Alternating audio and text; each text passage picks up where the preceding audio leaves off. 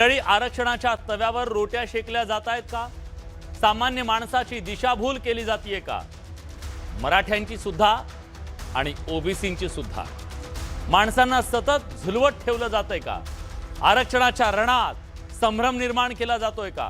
कधी या बाजूनं तर कधी त्या बाजूनं. हे सगळे प्रश्न उपस्थित करण्याचं कारण काय माहितीये?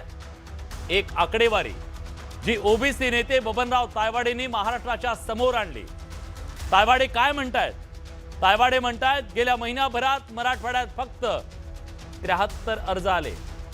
किती? 73. त्यातल्या किती जणांना प्रमाणपत्र मिळाले? 27 जणांचे अर्ज मंजूर झाल्याचा दावा त्यांनी केला.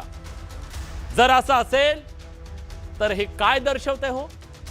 तायवाडे याच आकड्यांच्या आधारे सांगतायत की मराठा समाज सरसकट ओबीसी मध्ये जाणार नाही.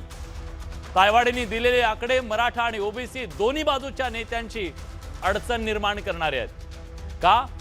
कारण हैदराबाद GR मराठ्यांच्या आरक्षण लढाईतला सर्वोच्च विजय म्हणत मराठा आंदोलकांनी गुलाल उधळला, तर ओबीसींचं आरक्षण गेलं म्हणत ओबीसी नेत्यांनी विरोधाचा एल्गार पुकारला, समाज रस्त्यावर उतरवला.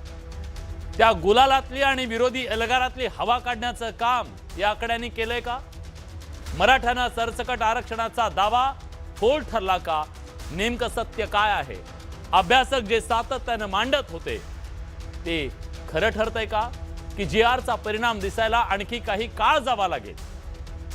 तायवाडेंनी समोर आणलेल्या या आकडेवारीनं महाराष्ट्राच्या समाज मनातला जो संभ्रम आहे तो आता खरंच दूर होईल की हा संघर्ष नव्यानं उभा राहील?